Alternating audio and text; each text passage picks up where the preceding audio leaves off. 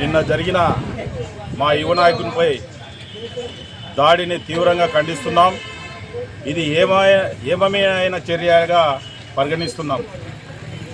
ఏదైనా ఉంటే రాజకీయంగా చూసుకోండి, కానీ ఇలాంటి అవాకులు చెవాకులు చేసే పనులు చేస్తే మా లీడర్ ఒకటే చెప్పాడు,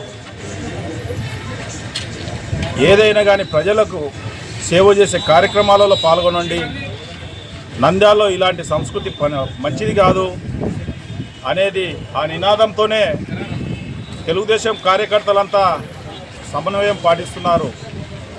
ఎన్ఎండి ఫిరోజ్ గారు నిత్యం ప్రజలలో ఉండి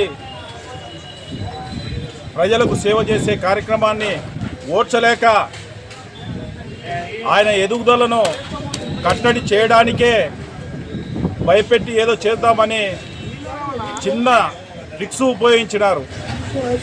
ఫిరోజ్ గారి ఒక సైడే చూసినారు, రెండో సైడ్ చూస్తే ఇలాంటి చేసే నాయకులు తట్టుకోలేరు. మా నాయకుడిగిన మాకు సరే వాళ్ళది ఏందో చూద్దామని ఒక పిలుపు ఇస్తే ఎవడు కూడా నంద్యాలలో ఉండలేడు. ఎందుకు చెప్తున్నామంటే ఫరూక్ గారు గత 40 ఏళ్ల నుంచి నంద్యాలలో ఎటువంటి రాజకీయం చేశారో ఈ నంద్యాల ప్రజలకు తెలుసు. ఒక క్రమశిక్షణ నాయకునిగా 40 ఏళ్ళు తెలుగుదేశంలో పార్టీలో ఉండి కార్యకర్తలను కాపాడుకుంటూ ఈ కార్యక్రమాలన్నీ తెలుగుదేశం పార్టీ కార్యక్రమాలని కార్యకర్తలు చేపించుకుంటూ ఒక క్రమశిక్షణ మాకు నేర్పించిన నాయకుడు మా నాయకుడు. అలాంటి నాయకుడిని బురద జల్లడానికి ఎన్నో కార్యక్రమాలు, మొన్న వచ్చిన మీడియాది కూడా మాకు అర్థమైపోతుంది.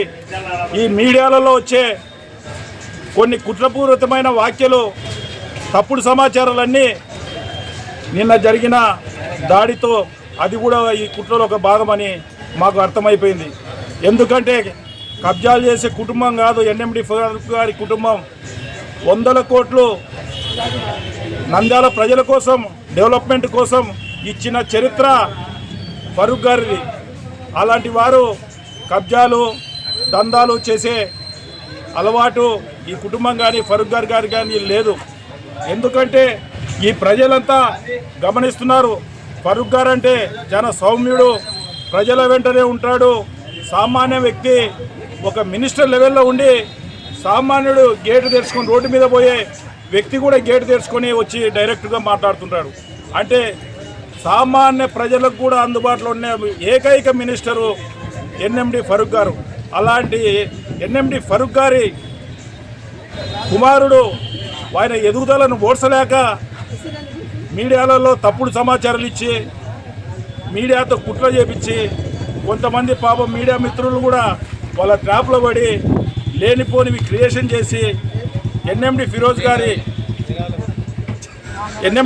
గారి ఎదుగుదలను అనగదొక్కాలనుకుంటున్నారు. కానీ ఎంత తొక్కాలంటే అంత పైకి లేసే లీడరు ఎన్ఎండి ఫిరోజ్ గారు.